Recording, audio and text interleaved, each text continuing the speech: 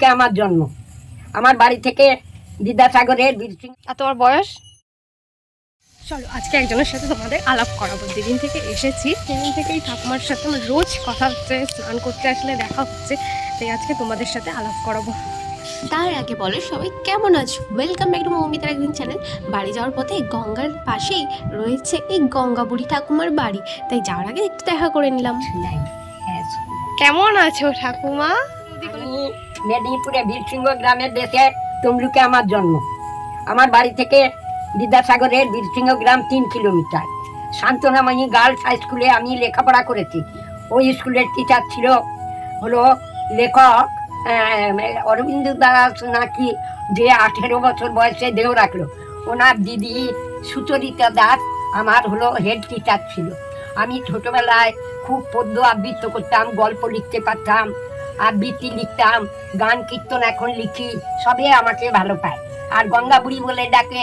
আমি 45 ইয়ার গৃহত্যাগী, 36 ইয়ার এই গঙ্গার ধারে বসে আছি। আর তোমার বয়স? 91 রানিং। আর কিছু বলবে? আমার দিদিভাইটা আমার ফটো নিচ্ছে, আমার কথা নিচ্ছে।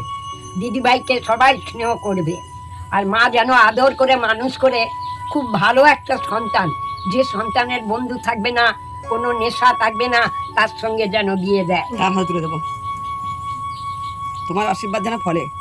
তোমার ঘরে একটু বসবো ঠাকুমা?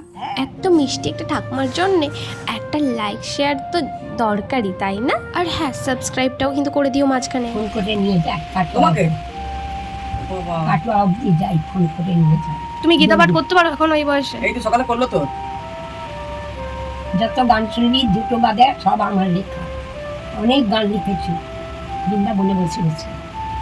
হ্যাঁ, এক লাইন বললে আমি বানিয়ে বানিয়ে লিখি, লাইন করতে হয়ে যায়। আচ্ছা, খাতাতে লেখানো। কি হবে, আজ আছে কাল চলে যাবে। তোমার ছেলের ঘরের বাচ্চা কাচ্চা হয়েছে? আউট তো হয়ে গেছে, 35 বছর একদম ছেড়ে দিয়েছে। এগুলোই নেবো, আর দিতে হবে না, দিতে হবে না। তো কেউ দেবেন না, আমি খাবো না। আমাকে এখানে ওটা দে। বহু বদমাস এই মেয়ে। আর কবে দেখাবে, মেয়ে আসবে কিনা ভগবান জানে। সেই যারা ভিডিওটা দেখবে তারাও আসবে, ঠাকুমার হাতে মুড়ি আলু ভাজা খেয়ে যাবে, তাই তো? হ্যাঁ, ওই শোন, ওই যে বড় ক্যামেরায় ভিডিও নিয়ে গেছে, গোপালকে 1 পয়সা দেয়নি, হারাম দাদা। হ্যাঁ, নিয়ে এখন পয়সা লুটছে। যারা যারা দেখছো তারা এসে ঠাকুমাকে দেখে যাবে, ঠিক আছে? যদি কেউ আমার ভিডিও থেকে এই ঠাকুমার কাছে যাও, অবশ্যই কিছু সাহায্য করবে। আমরাও আমাদের সাধ্য মতন সামান্য সাহায্য করে এসেছি। যেহেতু আজকে চলে যাব, তাই এই ঠাকুমার সাথে একটু দেখা করে নিলাম। দেখলে তো ঠাকুমাটা খুব ভালো। আর তোমরা যদি ভিডিওটা দেখে থাকো, কখনো যদি নবদ্বীপ আসো, অবশ্যই এই ঠাকুমাকে সাহায্য করো। আর ঠাকুমার অ্যাড্রেসটা হচ্ছে, আমরা যেখানে আছি পুরনো হনুমান মন্দির, সেইখানে যে ঘাটটা আছে তার পাশে, পিছনে তো ঘাটটা আছে, দেখছো স্নান করতে গিয়েছিলাম। এই পুরনো হনুমান মন্দিরের পাশেই রয়েছে পুরনো রাস মন্দির, তার পাশেই চলে যাচ্ছে রাস্তা। এই রাস্তাটায় গঙ্গার ঘাটে যাওয়া যায়, আর গঙ্গার ঘাটের ঠিক পাশেই রয়েছে এই ঠাকুমার বাড়ি। ঠাকুমার হাতে আলু ভাজা মুড়ি খেয়ে চলে আসলাম তাড়াতাড়ি তৈরি হতে, কারণ আমাদের আজকে ট্রেন ছিল, আজকেই বেরোতে হবে আমাদের নবদ্বীপ ছেড়ে। এই ঠাকুমাও এসেছিল তিলক কেটে দিতে, প্রত্যেকের তিলক কেটে দিয়েছিল, আর শুধু আমি বাকি ছিলাম, তাই আমিও কেটে নিলাম তিলক। তারপরেই তো রওনা দিতে হবে। বলো কেমন লাগছে আমাকে? এক অন্যরকম লুকটা লাগছে না? হ্যাঁ, খুব মিষ্টি লাগছে। এই তিলকে সবাইকে সুন্দর লাগে। এই সেই ভান্ডার টিকুরি, যেখানে কালকে তোমাদের গল্পটা শুনিয়েছি। তো আজকে এই স্টেশন থেকেই আমরা বাড়ি যাব, কারণ আমরা আগের বারে বিষ্ণুপ্রিয়াতে নেমে আমরা গেছিলাম, কিন্তু বিষ্ণুপ্রিয়া থেকে আমরা ডাইরেক্ট টিকিট পাবো না, তাই ভান্ডার টিকুরি থেকে আমরা ডাইরেক্ট টিকিট কেটে এখান থেকে আমরা হাওড়া টু বাড়ি একদম রাধামোহনপুরে যাব। তো এতদিনের জার্নি আজকে শেষ হবে, কিন্তু খুব মিস করবো নবদ্বীপকে।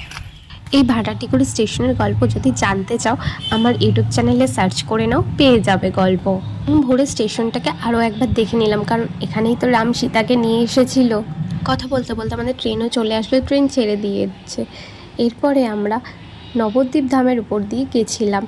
অনেকগুলো স্টেশন পড়ে যেগুলোর অনেক রকমের গল্প আছে। সব স্টেশন তো আমার ক্যাপচার করা হয়নি, তবে কিছু কিছু স্টেশন আমি ক্যাপচার করেছিলাম। এরপরে আসে বেহুলা। বেহুলা স্টেশনের গল্প তো জানোই, বেহুলার স্বামী লক্ষিন্দরকে নিয়ে ভেলায় করে এই নদী দিয়ে গিয়েছিল। তার গল্প তো সবারই কম বেশি জানা আছে, তাই আমি আর এই গল্প তোমাদের সাথে শেয়ার করলাম না। প্রত্যেকটা স্টেশনে ছিল রহস্যময়ী। আর এইদিকে দেখো আমার গোপাল সোনা ট্রেন যাত্রাটা খুব ভালোভাবে আনন্দ করছে, বসে বসে আমার তোমার মতন করেই উপভোগ করছে। চলো আজকের ভিডিওটা এই পর্যন্তই। ভালো লাগলে লাইক শেয়ার সাবস্ক্রাইব করতে কিন্তু ভুলো না। এখনের জন্য তাহলে টাটা।